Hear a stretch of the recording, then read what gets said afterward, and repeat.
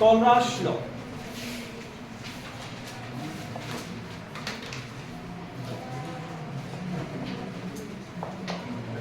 Board दिख रहा है सबको? कोलराश लॉ क्या सजेस्ट करता है और इसकी हमें क्या रिक्वायरमेंट है, हमने क्यों यूज किया कोलराश लॉ? जो वीक इलेक्ट्रोलाइट है, कौन सा इलेक्ट्रोलाइट? Weak electrolyte. तो भाई वीक इलेक्ट्रोलाइट की जो कंडक्टिविटी है, मोलर कंडक्टिविटी, उसे इनफिनाइट डिल्यूशन पर डिबाई-हर्कल-ऑनसगर इक्वेशन से कैलकुलेट नहीं किया जा सकता।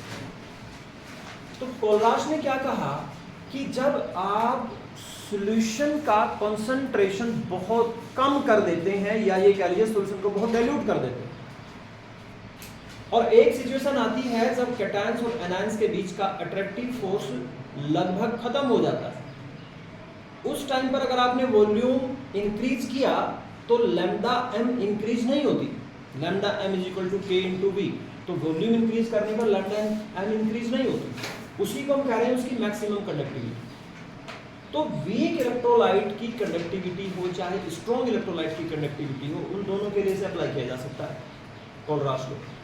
और ये कहते क्या है कि किसी भी इलेक्ट्रोलाइट की जो मोलर कंडक्टिविटी है, कौन सी conductivity? Molar conductivity, infinite dilution पर या कह लीजिए लिमिटिंग डाइल्यूशन पर, ठीक है, वो इक्वल टू होती है molar ionic conductivities of cation and anion के सम के इक्वल। कैटायन और एनायन का जो मोलर आयनिक कंडक्टिविटीज का सम है, उसके इक्वल किसी भी इलेक्ट्रोलाइट की कंडक्टिविटी होती है एट इनफिनाइट डाइल्यूशन और एट लिमिटिंग डाइल्यूशन। और कोई भी इलेक्ट्रोलाइट जितने नंबर ऑफ आयन प्रोड्यूस करता है उसकी एक फॉर्मूला यूनिट से, उन नंबर ऑफ आयन से उस मोलर कंडक्टिविटी ऑफ आयंस को मल्टीप्लाई कर दिया जाता है। ठीक है, तो पहले मैं डेफिनेशन को लिख रहा हूं। एट कांस्टेंट टेम्परेचर, क्योंकि बेटा टेम्परेचर चेंज करेंगे तो speed of ion generally increase हो जाती है, तो कंडक्टिविटी चेंज हो जाएगी। At constant temperature the molar conductivity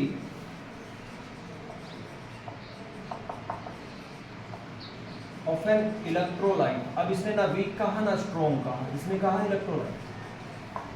At constant temperature, the molar conductivity of an electrolyte is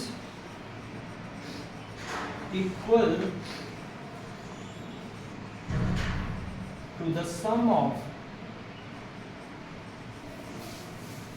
molar ionic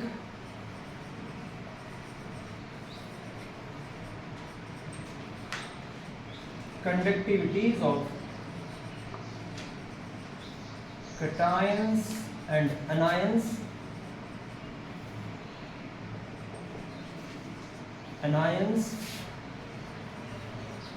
each multiplied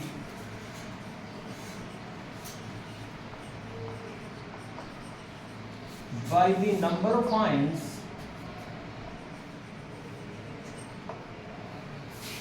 present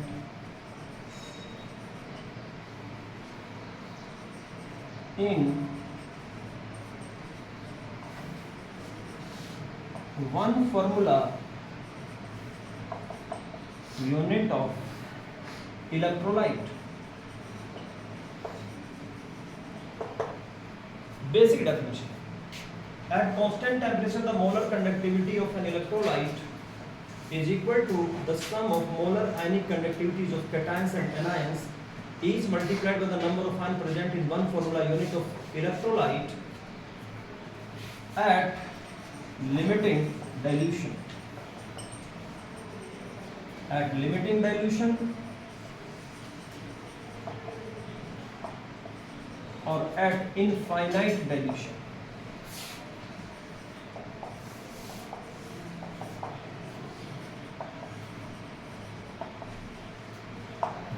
क्या बात समझ में आ गई? मोलर कंडक्टिविटी कौन सी है? इनफिनिट डाइल्यूशन वाली, यानी मैक्सिमम कंडक्टिविटी ऑफ कैटायन और एनायन।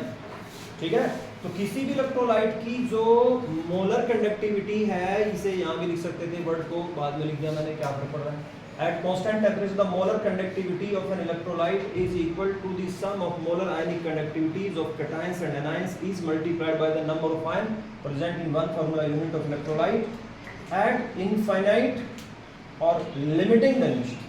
ठीक है जी, कितने बच्चे मेरी बात समझ गए? ठीक है, क्या कहना चाह रहे हैं बेटा इसमें? इसमें ये कहना चाह रहे हैं कि अगर मान लीजिए आपके पास में ये इलेक्ट्रोलाइट है एल्यूमिनियम सल्फेट, उसने वीक और स्ट्रॉन्ग की बात ही नहीं की है। इसकी कंडक्टिविटी निकालनी है कौन सी? Limiting conductivity. किस डाइल्यूशन पर? इनफिनिट और लिमिटिंग डाइल्यूशन पर। तो लैम्डा डिग्री, और उसको लैम्डा इंफिनिटी भी लिखा था, एल्यूमिनियम सल्फेट, जिसको मैं lambda M of aluminium sulphate कह रहा हूं। तो अकॉर्डिंग टू दिस लॉ ये वैल्यू किसके इक्वल होगी? That value is equal to the sum of molar ionic conductivities of cation. Cation कौन है इसमें? एल्यूमिनियम। एल्यूमिनियम, उसकी जो मोलर कंडक्टिविटी है कैटायन की, plus molar conductivity of anion, and is multiplied by the number of ion present in one formula unit of an electrolyte। तो aluminium sulphate में aluminium कितने प्रेजेंट है? 2। सल्फेट कितने present है? 3। इससे मल्टीप्लाई करेंगे। This is the molar conductivity of aluminium sulphate at limiting or at infinite dilution. कितने बच्चे बात को ठीक ठीक से समझ गए? नोट करिए भाई। और एक एग्जांपल देखिए, अगर मैं आपसे कहता हूं you have to find the conductivity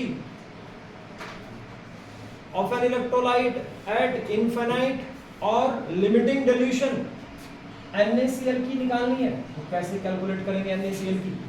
बताएं मैं जल्दी से। लैम्डा m ऑफ NaCl, बोलो किसके इक्वल हो जाएगी? Sum of conductivities of cations and anions. So this is equal to lambda m Na positive plus lambda Cl negative। और इसमें एक ही Na है, एक ही Cl है, तो 1 1 से मल्टीप्लाई किया तो ये है। आपसे कहता हूं कि बताइए एल्यूमिनियम ट्राइक्लोराइड की कंडक्टिविटी एट इनफिनिट डाइल्यूशन क्या होगी? जल्दी से लिख के बताएं, शाबाश। लैम्डा An ट्राई पॉजिटिव, बोलो, plus lambda Cl negative multiplied by 3।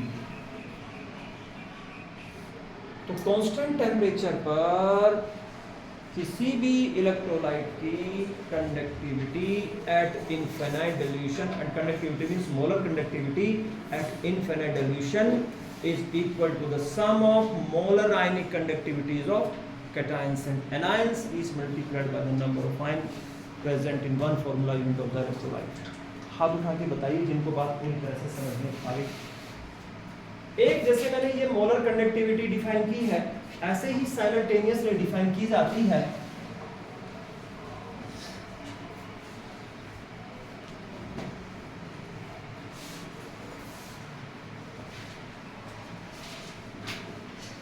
Equivalent conductivity.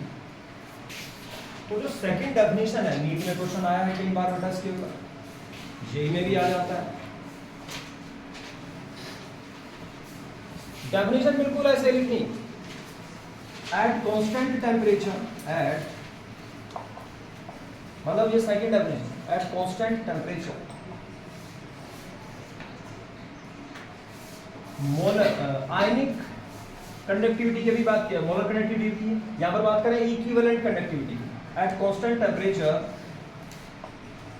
the equivalent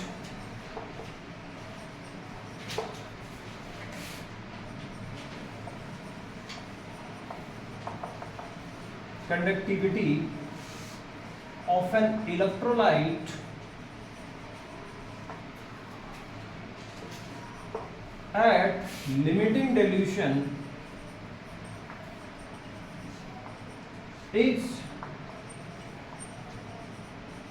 equal to the sum of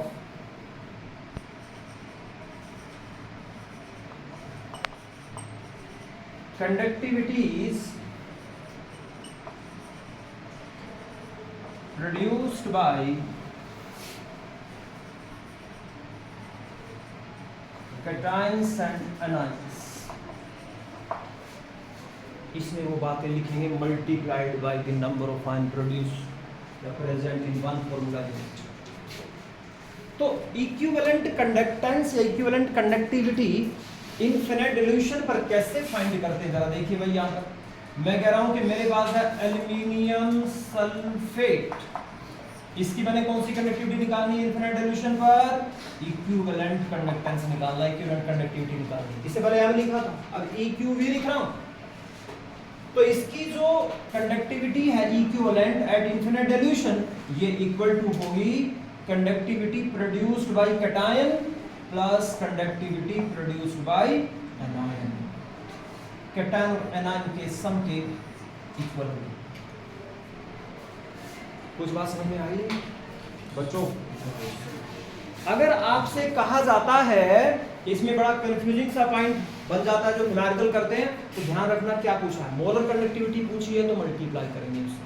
अगर आपके पास में कैटायन और एनायन की इक्विवेलेंट कंडक्टिविटी पूछी है, तब आपने क्या करना है, कैटायन एनायन की कंडक्टिविटी को सिंपल ऐड कर देना। अगर आपके पास में है, मान लीजिए ये एक Al ट्राई पॉजिटिव आयन है, क्या आपके पास Al ट्राई पॉजिटिव आयन, इसकी मोलर कंडक्टिविटी दी है लैम्डा इन्फिनिटी Al3 पॉजिटिव, ये आपको दी हुई है। और ये कौन से वाली कंडक्टिविटी दी है? ये दी हुई है molar conductivity of this electrolyte.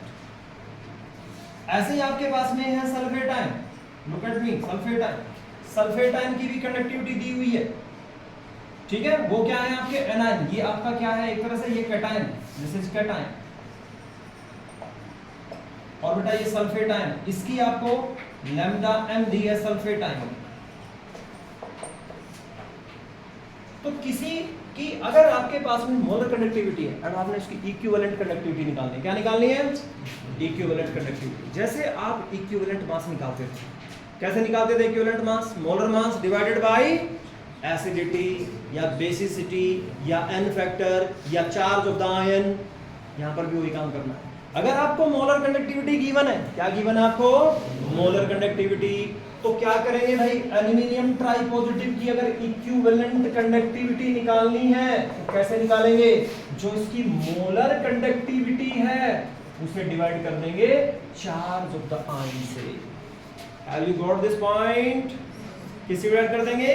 Charge of the ion से। तो ये क्या हो जाएगी? इक्विवेलेंट कंडक्टिविटी हो जाएगी किसकी बच्चे? This is the equivalent conductivity at infinite dilution of Al tri positive ion. क्या मेरी बात सब बच्चों को समझ में आ गई? तो सल्फेट आयन की कैसे निकालेंगे बच्चों? How will you find the equivalent conductivity of sulphate ion? बताओ। Lambda equivalent sulphate. शाबाश, जल्दी आंसर दें। तो मोलर कंडक्टिविटी को किससे डिवाइड करें? बताओ भाई, बोलो। चार्ज ऑफ द आयन से। What the charge of the ion here? -2। Only you have to take magnitude, so you divided by 2। क्या ये बात समझ में आ गई? yes, तो बेटा ये पॉइंट आप ठीक से याद रखेंगे कि आपने किस तरह से इक्विवेलेंट और ये वाली कंडक्टिविटी फाइंड करनी है, ठीक है। तो भाई ये था कोलराश लॉ। अब नेक्स्ट बात डिस्कस करते हैं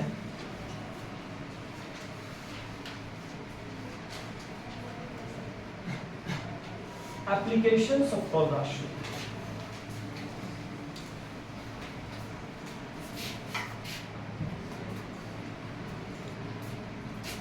Applications of Kohlrausch